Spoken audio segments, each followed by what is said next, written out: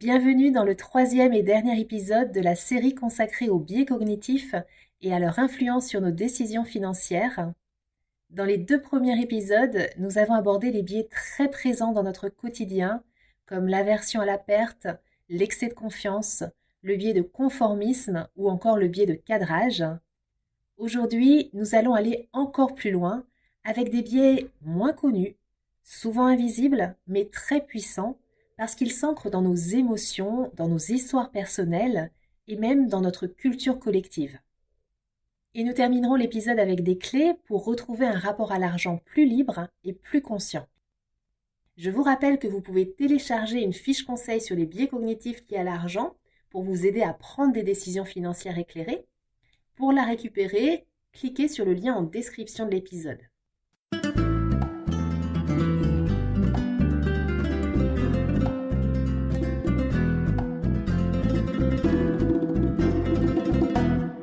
Bonjour et bienvenue dans le podcast Les Dessous de l'argent. Je m'appelle Delphine, je suis coach de vie spécialisée dans la relation à l'argent. L'argent est encore un sujet tabou dans de nombreux pays et il peut susciter chez les gens des émotions très fortes et très variées, allant de la joie au dégoût, en passant par l'admiration, la frustration, la honte, la colère et la haine. Comment l'argent, qu'il soit réel ou virtuel, peut-il avoir un tel impact ? Que se cache-t-il derrière le Graal argent ? Dans ce podcast, j'ai à cœur de partager avec vous des clés pour nous permettre de nous réconcilier avec l'argent et de le remettre à sa juste place. Ensemble, libérons-nous des croyances et des conditionnements qui nous empêchent d'être libres financièrement. Ensemble, reprenons notre pouvoir personnel sur l'argent et exprimons notre plein potentiel au service du monde que nous désirons co-créer. Le premier biais que je vais aborder aujourd'hui, c'est le biais de disponibilité. Ce biais nous pousse à accorder plus de poids aux informations qui nous viennent facilement à l'esprit, surtout quand elles sont marquantes, récentes ou chargées d'émotions. Imaginons que vous ayez vu plusieurs reportages sur des arnaques à l'investissement. Votre cerveau a enregistré l'info comme un signal d'alerte. Et vous pourriez vous dire que tout est risqué et refuser d'investir même sur des placements fiables et encadrés. À l'inverse, imaginons que votre collègue Séverine a gagné 20 000 € en quelques semaines en investissant dans une start-up. 2 mois plus tôt, vous aviez vu une vidéo sur Internet mentionnant un succès similaire. L'histoire trotte dans votre tête et vous allez commencer à croire que ce genre de success story est plus fréquent qu'il ne l'est vraiment. Et vous allez décider de faire comme elle. Le biais de disponibilité déforme la perception de la réalité. Nous allons évaluer les données en fonction de ce qui nous vient à l'esprit le plus rapidement et non pas sur ce qui est statistiquement vrai. Un autre biais très intéressant, c'est le biais du survivant. C'est notre tendance à ne voir que les gagnants, à nous concentrer sur les histoires de réussite et à oublier celles et ceux qui ont échoué, soit parce qu'ils ne racontent pas leur histoire ou parce qu'ils n'apparaissent pas dans les analyses. La narration collective retiendra 5 jeunes devenus millionnaires grâce à la crypto et omettra de mentionner les dizaines de milliers qui ont investi en même temps, sans maîtriser ce qu'ils faisaient et qui ont tout perdu. Et c'est là que le biais du survivant nous piège. En ne voyant que les succès, nous finissons par croire qu'ils sont la norme. Nous finissons par nous dire, si eux l'ont fait, pourquoi pas moi ? Et nous allons sous-estimer les risques. Un autre biais qui peut sérieusement fausser nos décisions financières, c'est le biais du parieur. C'est la tendance à croire que des événements passés influencent les événements futurs, alors que ces événements sont totalement indépendants les uns des autres. Prenons un exemple simple. Imaginons que vous jouiez à pile ou face. La pièce tombe sur pile 4 fois de suite. Et là, vous vous dites, la prochaine fois c'est sûr, ce sera face. Mais en réalité, chaque lancer est indépendant. La probabilité que ça tombe sur face reste de 50%, peu importe ce qui s'est passé auparavant. C'est votre cerveau qui va chercher un équilibre là où il n'y en a pas. En finance, ce biais peut nous faire tomber dans des pièges similaires. Par exemple, un investisseur voit qu'une action a grimpé pendant 8 jours consécutifs et il se dit « elle va forcément redescendre demain ». Mais le marché n'a pas de mémoire. Il ne rééquilibre pas les choses pour vous faire plaisir. Ce biais porte aussi un autre nom, le biais de Monte-Carlo. Il fait référence à une histoire célèbre qui s'est produite en août 1913 au casino de Monte-Carlo. Ce jour-là, à la roulette, la bille est tombée sur le noir 10 fois de suite. Les joueurs se sont alors rués pour parier sur le rouge, convaincus que ça ne pouvait plus être noir. Mais la bille a continué à tomber sur le noir 26 fois d'affilée. La probabilité que le noir sorte 26 fois de suite est d'environ 1 sur 67 millions. Et ce jour-là, certains joueurs ont perdu des fortunes. Cette histoire nous rappelle que notre cerveau déteste le hasard. Il cherche des schémas, des équilibres, même là où il n'y en a pas. Et en finance comme au casino, cette illusion peut coûter très cher. Un autre biais qui influence profondément nos décisions financières, c'est le biais de la narration. C'est notre tendance à aimer créer des histoires cohérentes, à relier les événements entre eux, même quand en réalité il n'y a pas forcément de lien logique. Ce biais peut nous enfermer dans des récits que nous répétons et entretenons depuis des années. Par exemple, je suis nulle avec l'argent, ma famille a toujours galéré financièrement et c'est normal que ce soit pareil pour moi. Ces histoires deviennent des identités financières et elles façonnent nos décisions, nos croyances et parfois même nos plafonds de réussite. Et plus une histoire est bien racontée, plus nous y croyons, même si elle est fausse ou incomplète. En finance, croire à la mauvaise histoire peut nous faire prendre de mauvaises décisions et peut même nous empêcher d'agir. Alors lorsque nous nous racontons des histoires à propos de l'argent ou à propos de nous et l'argent, c'est vraiment important d'observer le récit qui se répète, de faire une pause et de se demander « Est-ce que c'est vraiment vrai ou est-ce que c'est un récit que je me raconte ?» Un autre biais très présent dans notre rapport à l'argent, c'est ce qu'on appelle la croyance en un monde juste. C'est l'idée souvent inconsciente que le monde fonctionne de manière équilibrée et morale, que chacun obtient ce qu'il mérite et mérite ce qu'il obtient. Autrement dit, si quelqu'un est riche, c'est parce qu'il l'a mérité, et si quelqu'un est pauvre, c'est forcément de sa faute. Cette façon de penser peut sembler logique, voire sécurisante. Elle aide à croire que le monde est prévisible, mais elle est aussi très très réductrice. Dans la réalité, les choses sont bien plus complexes. Le monde n'est pas toujours juste, surtout sur le plan économique. Il y a des gens qui travaillent dur et qui peinent à s'en sortir, et d'autres qui réussissent avec un coup de chance ou de bons contacts. La croyance qu'elle soit consciente ou inconsciente que la richesse financière reflète le mérite peut avoir plusieurs impacts. Ça peut nous faire culpabiliser et nous amener à nous dire si je n'y arrive pas, c'est que je ne suis pas assez méritant ou que je suis irresponsable. Cela nous amène à juger les autres et cela peut même nous rendre insensibles à l'injustice sociale. Cela peut aussi nous freiner dans nos actions et nous amener à entretenir des récits personnels limitants et à refuser une opportunité ou une aide parce que nous n'allons pas penser que nous la méritons. Un autre biais qui influence nos décisions financières, c'est le biais du risque zéro. C'est notre tendance à privilégier les options qui nous donnent l'impression d'éliminer complètement un risque, même si ce choix n'est pas rationnel sur le plan du coût ou de l'impact global. Imaginons que vous avez le choix entre deux assurances. L'une vous couvre contre 95% des dommages pour 15 € par mois. L'autre vous couvre à 100%, donc zéro risque, mais elle vous coûte 35 € par mois. Beaucoup de gens vont choisir la deuxième assurance uniquement pour avoir ce sentiment de sécurité totale, alors qu'en réalité, ils payent beaucoup plus pour éliminer un tout petit risque résiduel. Ce biais nous pousse à surévaluer la valeur du zéro risque, même quand ce n'est pas économiquement logique.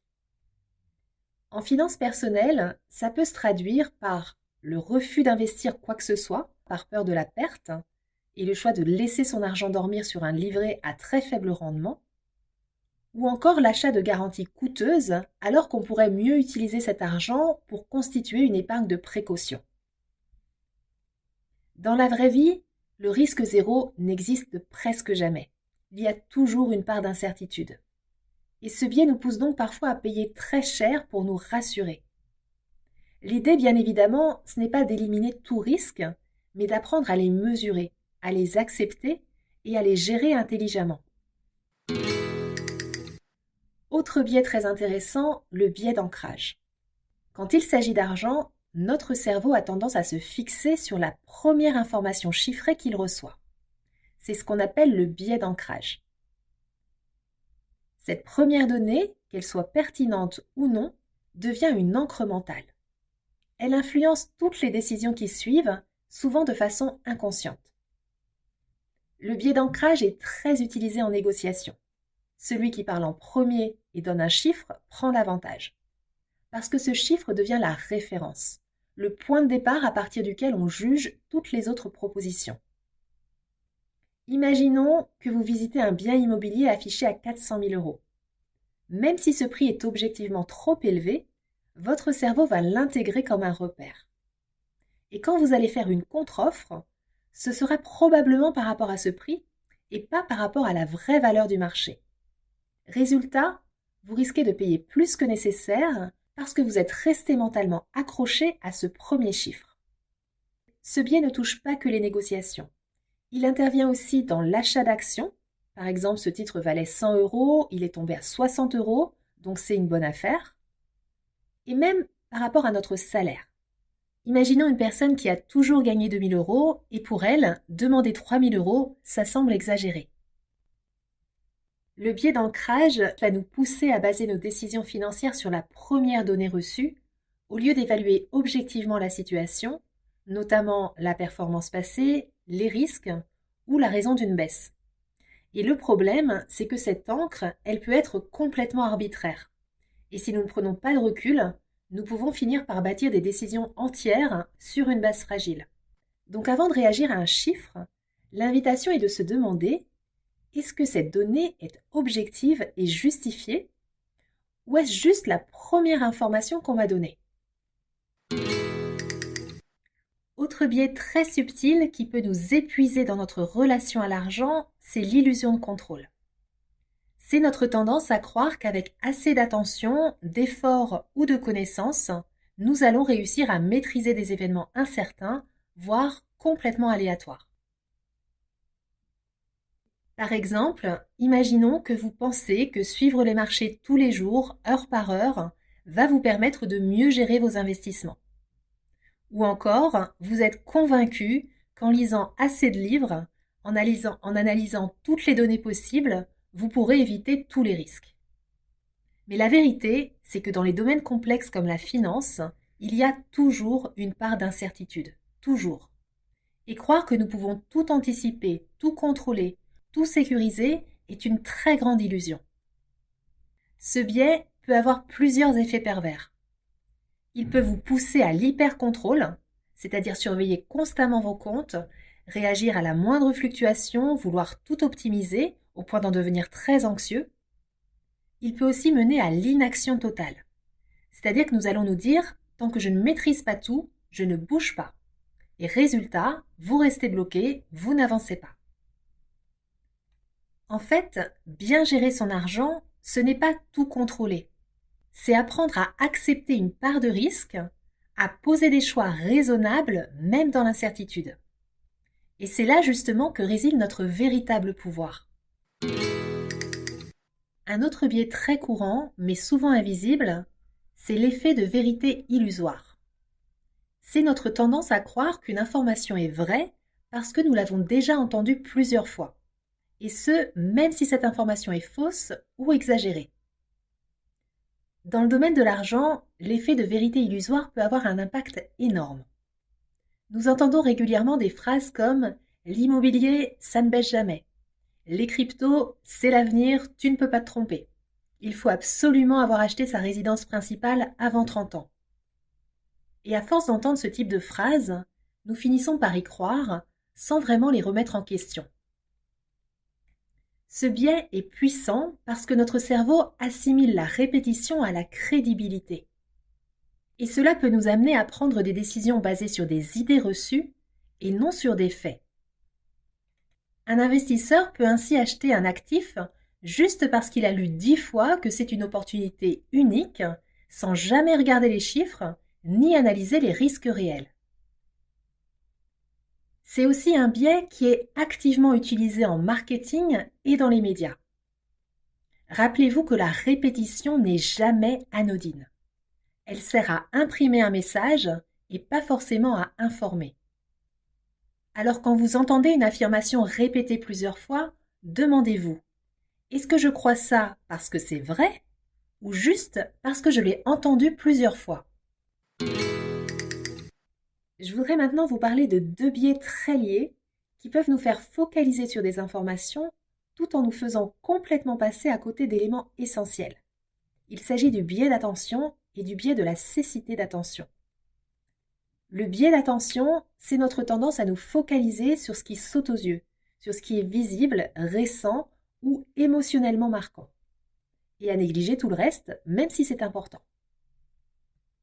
En matière d'argent, ça peut par exemple nous pousser à investir dans une action très médiatisée, juste parce qu'on en entend parler partout, dans les médias, sur les réseaux, à la machine à café, etc.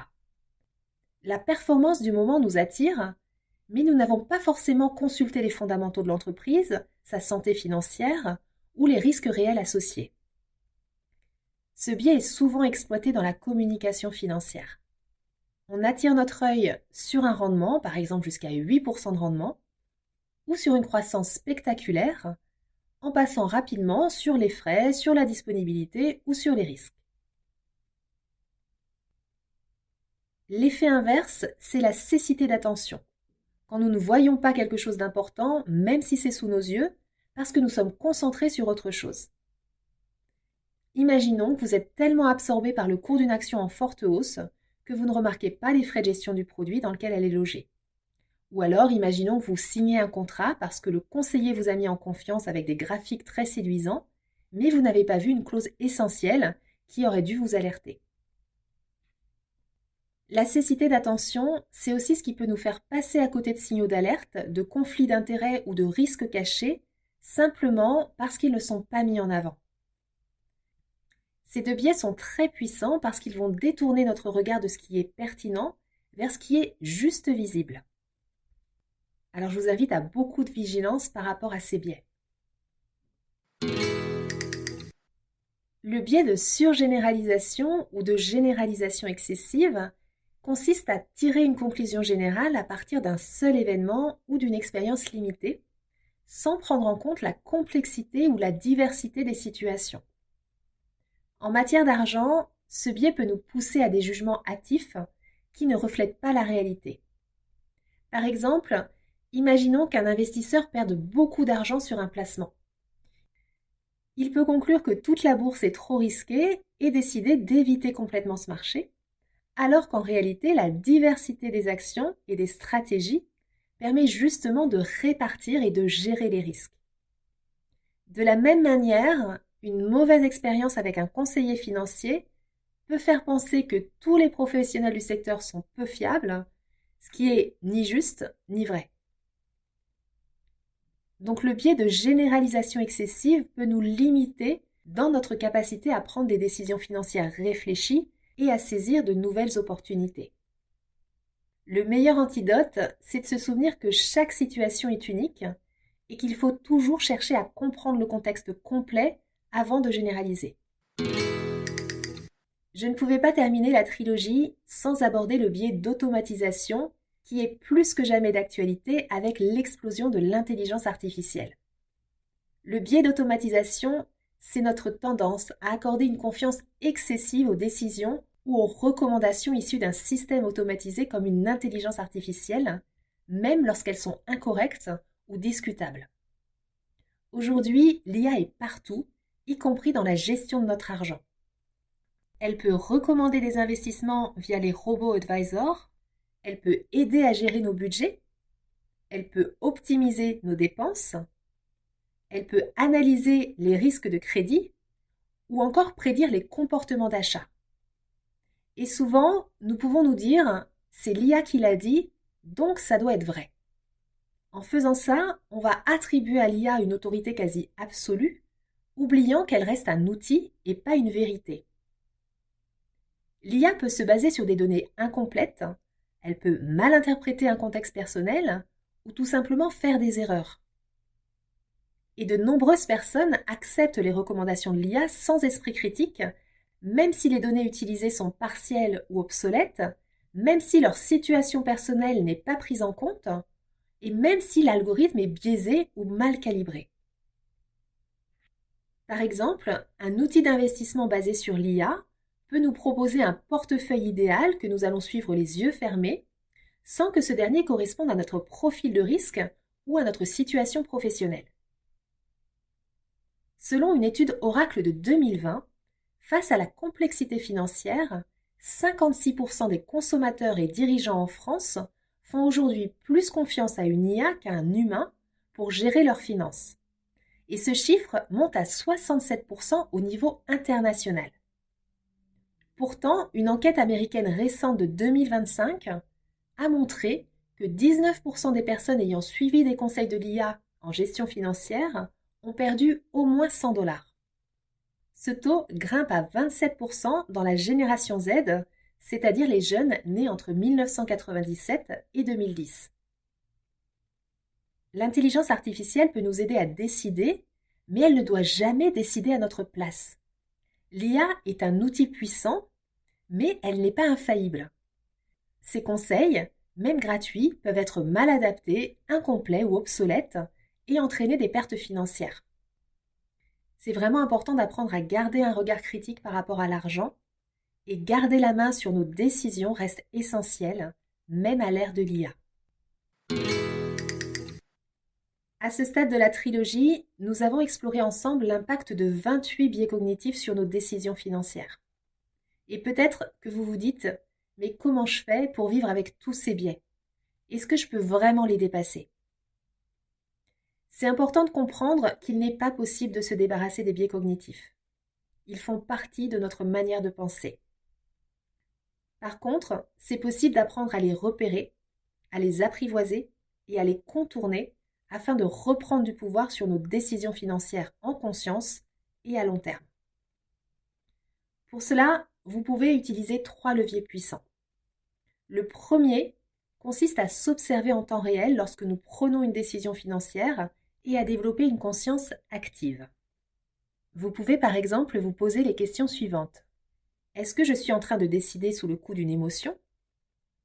Est-ce que je suis influencée par une histoire séduisante? Est-ce que j'ai vérifié les faits? Est-ce que je cherche à confirmer ce que je crois déjà? Est-ce que j'ai ignoré volontairement certaines informations? Est-ce que je suis influencée par ce qui est le plus récent ou le plus marquant? Est-ce que je choisis ce qui me rassure ou ce qui me challenge? Est-ce que je me fie à l'avis d'une autorité ou d'un algorithme sans vérifier? Est-ce que je fais ce choix parce que j'ai toujours fait comme ça? Est-ce que je prends cette décision parce que tout le monde le fait? Est-ce que je suis en train de minimiser les risques pour me rassurer? Est-ce que je suis influencée par le prix d'origine plutôt que par la valeur réelle? Se poser ce type de questions peut vraiment tout changer. Le deuxième levier consiste à remettre en question ses récits financiers. C'est la première étape pour se réconcilier avec l'argent et reprendre le pouvoir sur ses choix. Vous l'aurez sans doute remarqué, beaucoup de nos récits sont liés à des biais cognitifs. Le biais de confirmation, par exemple, vous cherchez des preuves que les riches sont malhonnêtes ou que vous êtes nul avec l'argent et vous ignorez le contraire. Le biais de statu quo, vous restez dans une situation financière inconfortable juste parce que c'est connu. Ou encore le biais de disponibilité, vous vous basez sur des exemples négatifs vus autour de vous pour tirer des généralités sur l'argent. C'est pour ça qu'il est intéressant de revisiter votre histoire avec l'argent. Avez-vous grandi avec l'idée que l'argent est sale, pas pour vous, le nerf de la guerre ou la source de tous les conflits? Que les riches sont forcément égoïstes ou malhonnêtes? Ou encore que vous ne méritez pas d'être riche? Posez-vous la question, est-ce que cette croyance vient de moi ou de mon entourage? Est-ce qu'elle me protège ou me limite? Et si c'était juste un biais appris que je pouvais désapprendre? Et quelle autre vision de l'argent pourrais-je adopter à la place? Les récits ne sont pas la vérité. Ce sont souvent des scripts hérités et influencés par nos biais cognitifs. Et la bonne nouvelle, c'est qu'un script peut se réécrire. Le troisième levier, c'est l'alignement personnel.